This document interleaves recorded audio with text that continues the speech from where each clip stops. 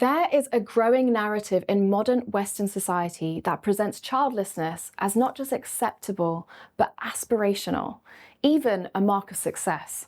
Scroll through TikTok or Instagram and you'll see curated lives of minimalism, travel, high-end interiors and carefree routines, all tied to the idea that children are optional.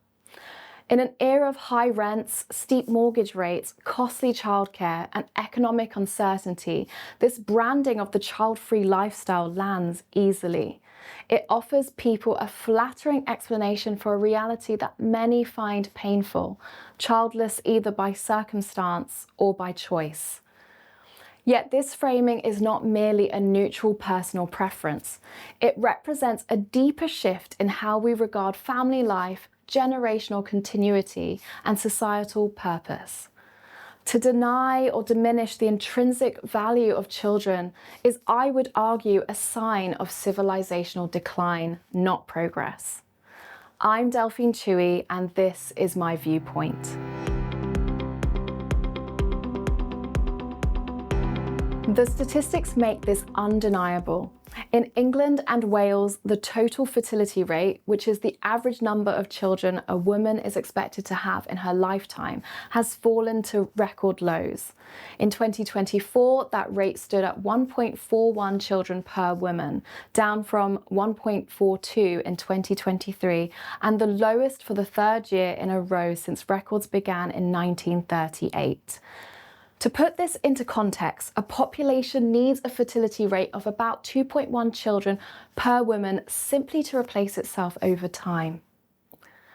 This isn't some abstract demographic trend. It reflects a real shift in how people think and feel about family, risk, responsibility, and the future. In recent decades, cultural messages have subtly but persistently nudged people towards prioritizing individual freedom, self-fulfillment, and lifestyle flexibility over long-term commitments like marriage and parenthood. Some of this is understandable.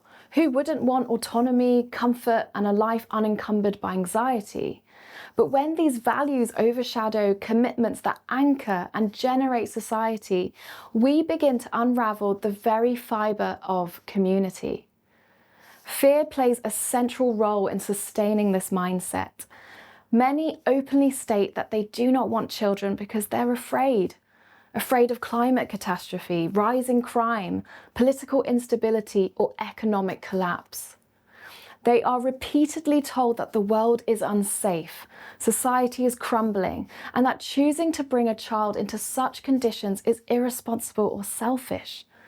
A culture saturated with apocalyptic language should not be surprised when its people struggle to imagine a future worth investing in. But fear is not a neutral force. A civilization that cannot imagine its own continuation is not progressing, it is retreating. To normalize, celebrate, or moralize childlessness under these conditions is not compassion, it's resignation. If people do not feel hopeful, supported, or confident enough to welcome children, then the task before us is not to affirm withdrawal, but to rebuild the conditions, social, economic, and spiritual, that make family life feel possible and desirable again. Survey data across Western countries, including the UK and the United States, show that many people view having children as a sacrifice of freedom, time, and personal development. This is more than a preference. It reflects a cultural narrative that equates adulthood with autonomy rather than responsibility. The consequences stretch far beyond individual lives. Continuing at below replacement fertility for decades changes the structure of society itself.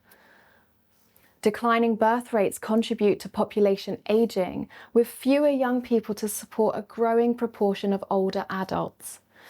This places pressure on healthcare systems, social care, public finances, and workforce capacity. Projections show that without sufficient births, many public services face increasing strain as the ratio of workers to retirees falls. Encouragingly, there are signs that this anti-family script is not fully convincing the next generation. Gen Z, while acutely aware of climate anxiety, economic instability, and social fragmentation, often resist the conclusion that opting out of marriage and parenthood is the answer.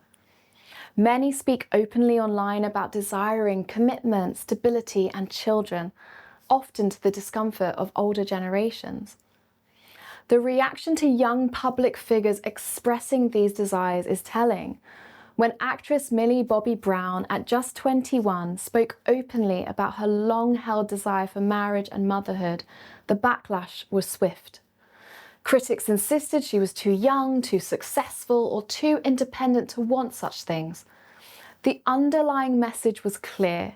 Ambition and family are still perceived as mutually exclusive, and wanting children early is treated with suspicion rather than hope.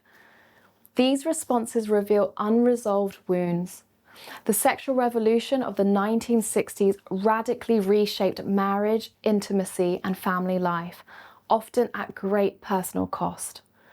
Contraception severed sex from procreation and increasingly from commitment altogether. Dating culture became transactional. The rise of pornography and the internet intensified isolation and commodification. Many who now dismiss family life as unrealistic or oppressive do so not from conviction, but from grief. Grief over relationships that never formed, opportunities that passed, or hopes that quietly faded. This grief deserves compassion, not denial. But pretending that a society structurally hostile to marriage and children is merely the product of individual choice or moral progress helps no one. Cultural decline is not solved by aestheticizing its symptoms. If we are serious about supporting families, the response must be both cultural and practical. It requires economic policies that make raising children feasible rather than punitive, workplaces that respect parenthood rather than treating it as an inconvenience, parishes and communities that actively welcome families instead of sidelining them, and intentional efforts to help single people form meaningful friendships, discern vocation, and resist the loneliness that so often precedes despair. Most importantly, it requires renewed moral confidence. We must be willing to say without apology that marriage, children, and lifelong commitment are not oppressive ideals, but profound human goods. They demand sacrifice, yes, but they also give meaning, continuity, and hope. A civilization that celebrates childlessness while lamenting loneliness, demographic collapse, and social fragmentation is contradicting itself. We cannot mourn the future while refusing to welcome it. To recover a healthier view of family, we must reject the idea that childlessness is universally preferable. Instead, we should work to create a culture that values commitment, encourages generational continuity, and recognizes that investing in the future, even amid uncertainty, is itself a courageous act. If we are to sustain vibrant communities, we must recover a vision of family life that is not merely endured, but embraced. One that understands children not as burdens, but as integral to the flourishing of individuals and societies alike.